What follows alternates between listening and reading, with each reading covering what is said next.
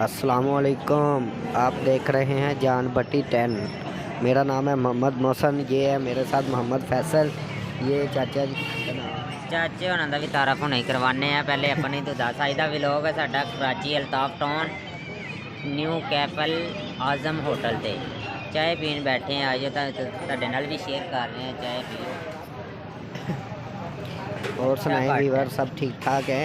अच्छा हुण तुहानू चाचे होने भी बहाने हैं। चाचे होना नू तुसीं जानदे हो ते इंतज़ार ख़त्म किया जाता तुहाडा ते चाचे होनी तुहानू मिलाने आ। ये चाचा अब्दुल अजीज साहब। चाचा जी बिस्मिल्लाह करो। अस्सलाम वालेकुम। हाय फ्रेंड, कैसे हो? ठीक ठाक हो? खुश हो? और सुनाओ कैसी है तबीयत? ए भाई मेरे आ गए ने फिर वापस। भाई इन्हों तो बगैर मेरा दिल नहीं लग रहा सी ते इन्हों का दिल मेरे तो बगैर नहीं लग रहा सी। बिल्कुल ते ए बाजार भी वेखो ते होटल शोटल ते और सुनाओ ठीक हो? लाइक फॉलो किया करो भाई सानू ते इधर ही गल करो।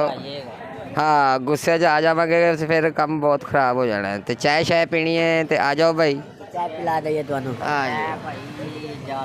अस्सलाम वालेकुम। हेलो।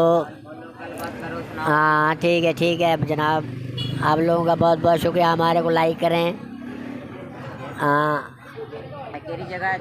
एक कुरंगी क्रॉसिंग कराची अल्ताफ टाउन गली नंबर 10 न्यू कैफे अल आज़म होटल है जिते असी चाय पी रहे हैं जनाब। हाँ इना इस होटल की बड़ी अच्छी चाय होती है तो तुसी आओ ना कभी तुहानू चाय पिलाइए। इनू कह रहे हो आवाम नू? अच्छा चाय यार तुसी लाइक फॉलो सानू करना है तो करो, नहीं करना तो फिर ना करो भाई। चाचा गुस्से च जे यार चाचे ना कोई होटल का तारफ करा इन्होंने। ए बड़ा वीआईपी होटल है भाई ते चाह बड़ी बनाता है टैट। देखो जी हाँ होटल भी देखो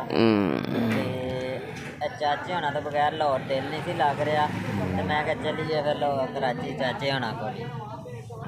चाचा जी तुम करो जरा गलबात।